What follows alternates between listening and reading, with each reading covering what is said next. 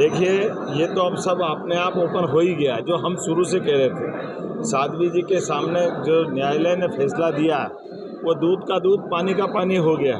कांग्रेस के सारे षड्यंत्र फेल हुए और कांग्रेस ने एक मनगढ़ंत भगवा आतंकवाद का जो एक वितंडावाद, एक नया नाटक खड़ा किया था, वो सब कुछ ओपन हुआ है।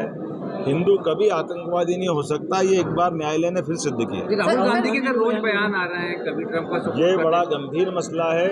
मैं आप सबके माध्यम से राहुल गांधी जी पे और कांग्रेस के वरिष्ठ नेताओं को भी निवेदन करना चाहूँगा। कांग्रेस लोकतंत्र के सबसे मजबूत आधार स्तंभों पर जिस ढंग से राहुल गांधी जी प्रहार कर रहे हैं और एक के बाद एक मुंह की खाते हैं, वो न्यायालय सिस्टम पे प्रश्न खड़ा करते हैं, न्यायालय को नहीं मानते हैं। यद्यपि न्यायालय से कई बार फटकार पड़ी, कई बार वो माफ़ी मांगते हैं, अर्थात न्यायालय पे उनका सुप्रीम कोर्ट पे भरोसा नहीं है। एक तरफ वो चुनाव आयोग पे प्रश्न खड़ा करते हैं, चुनाव आयोग के माध्यम से इस देश का गणतंत्र दुनिया के सामने आदर्श गणतंत्र है, सबसे बड़ा गणतंत्र अगर दुनिया में जिंदा है तो चुनाव आयोग की निष्पक्षता के आधार पर है, लेकिन ये चुनाव आयोग को भी नहीं मानते।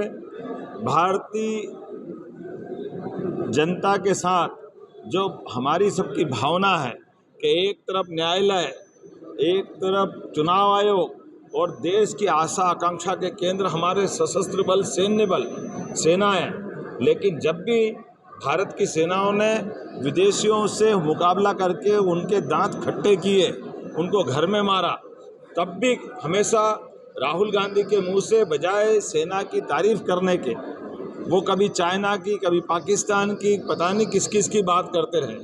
तो ये बातें साबित करती है कि वो आखिर किसके साथ, इस लोकतंत्र के अंदर ये राहुल गांधी जी के वरिष्ठ लोग, उनकी माताजी समझाए कि आखिर ये लोकतंत्र को जिंदा रखने के लिए वो क्या सोच रखते हैं।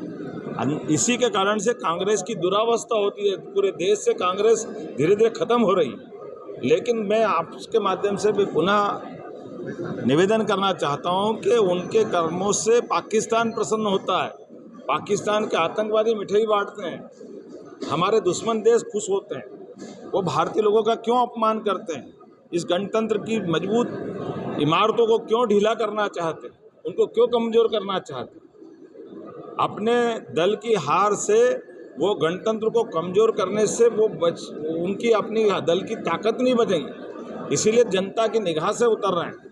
बेहतर ये होगा कि वो लोकतंत्र में अपनी पार्टी का जनाधार बढ़ाए, अपनी पार्टी के लिए जो करना करे, लेकिन अपनी हार का ठीकरा अगर वो चुनाव आयोग पे फोड़ते हैं, अगर वो संविधान, उनकी पार्टी ने सबसे ज़्यादा संविधान संशोधन अगर किए हैं तो कांग्रेस ने किए, वो अतीत के अंदर झाँक के देखे, और कभी वो इस गलती के लिए माफ़ी भी मांगते और अगले ही पल वापस संविधान की किताब दिखाने लग जाते। तो संविधान के दायरे में रह करके अपोजिशन की भूमिका राहुल गांधी निभाए, वो निर्वहन करे। मैं आपके माध्यम से अपील करता हूं, और बेहतर हो गए वो मैच्योरिटी लाए जिसके आधार पर उनकी अपनी एक छवि बने।